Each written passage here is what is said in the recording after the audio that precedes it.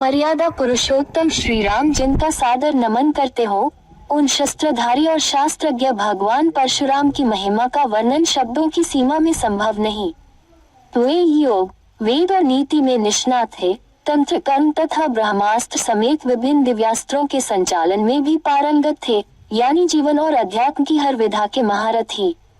विष्णु के छठे अवतार परशुराम पशुपति का तप कर परशुधारी बने और उन्होंने शस्त्र का प्रयोग कुप्रवृत्तियों का दमन करने के लिए किया। कुछ लोग कहते हैं परशुराम ने जाति विशेष का सदैव विरोध किया, लेकिन ये तार्किक सत्य नहीं। तथ्य तो यह है कि संहार और निर्माण दोनों में कुशल परशुराम जाति नहीं अपितु अवगुण विरोधी थे। गोस्वामी तुलसीदास के शब्दों में, जो खर दंड करहु नहीं तोरा, भ्रष्ट होए श्रुति मार्ग मोरा की परंपरा का ही उन्होंने भली भांति पालन किया। परशुराम ने ऋषियों के सम्मान की पुनर्स्थापना के लिए शस्त्र उठाए। उनका उद्देश्य जाति विशेष का विनाश करना नहीं था। यदि ऐसा होता तो वे केवल यह वंश को समूल नष्ट न करते। जनक, दशरथ आदि राजाओं का उन्होंने समुचित सम्मान किया। सीता स्वयंवर में श्री राम की वास्तविकता जानने के बाद प्रभु का अभिनंदन किया, तो कौरव सभा में कृष्ण का समर्थन करने में भी परशुराम ने संकोच नहीं किया।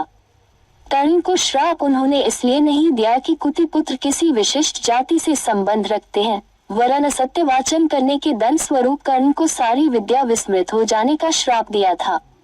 कौशल्या पुत्र राम और देवकी नंदन कृष्ण से अगाध स्नेह रखने वाले परशुराम ने गंगा पुत्र देवव्रत भीष्म पितामह को न सिर्फ युद्ध कला में प्रशिक्षित किया, बल्कि यह कहकर आशीष भी दी कि संसार में किसी गुरु को ऐसा शिष्य पुनः कभी प्राप्त न होगा। पौराणिक मान्यता के अनुसार अक्षय तृतीया को ही त्रेता युग का प्रारंभ हुआ था। इसी दिन यानी वैशाख शुक्ल तृतीया को सरस्वती नदी के तट पर निवास करने वाले ऋषि जमदग्नि तथा माता रेणुका के घर प्रदोष काल में जन्मे थे परशुराम। परशुराम के क्रोध की चर्चा बार बार होती है, लेकिन आक्रोश के कारणों की खोज बहुत कम हुई है। परशुराम ने प्रतिकार स्वरूप वंश के कार्तवीर्य अर्जुन की वंश बेल का 21 बार विनाश किया था, क्योंकि कामधेनु गाय का हरण करने के लिए अर्जुन पुत्रों ने ऋषि जमदग्नि की हत्या कर दी थी। भगवान दत्तात्रेय की कृपा से 1000 भुजाएं प्राप्त करने वाला कार्तवीर्य अर्जुन दम्भ से लबालब भरा था। उसके लिए विप्रवध जैसे खेल था, जिसका दंड परशुराम ने उसे दिया। ग्रंथों में ये भी वर्णित है कि सहस्त्रबाहु ने परशुराम के कुल का 21 बार अपमान किया था। परशुराम के लिए पिता की हत्या का समाचार प्रलयातीत था। उनके लिए ऋषि जमदग्नि केवल पिता ही नहीं, ईश्वर भी थे। इतिहास प्रमाण है कि परशुराम ने गंधर्वों के राजा चित्ररथ पर आकर्षित हुई मां रेणुका का पिता का आदेश मिलने पर वध कर दिया था। जमदग्नि ने पितृ आज्ञा का विरोध कर रहे पुत्रों रूपवान, सुखेन, वसु तथा विश्वानस को जड़ होने का श्राप दिया, लेकिन बाद में परशुराम के अनुरोध पर उन्होंने दयावश पत्नी और पुत्रों को पुनर्जीवित कर दिया। पशुपति भक्त परशुराम ने श्री राम पर भी क्रोध इसलिए व्यक्त किया क्योंकि अयोध्या नरेश ने शिव धनुष तोड़ दिया था। वाल्मीकि रामायण के बालकांड में संदर्भ है कि भगवान परशुराम ने वैष्णव धनुष पर शरसंधान करने के लिए श्री राम को कहा।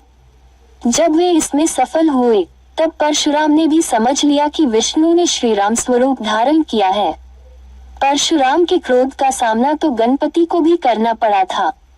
मंगल मूर्ति ने परशुराम को शिव दर्शन से रोक लिया था। रुष्ट परशुराम ने उन पर परशु प्रहार किया, जिससे गणेश का एक दांत नष्ट हो गया और वे एक दंत कहलाए। अश्वत्थामा, हनुमान और विभीषण की भांति प्रभु स्वरूप परशुराम के संबंध में भी यह बात मानी जाती है कि वे चिरंजीवी हैं।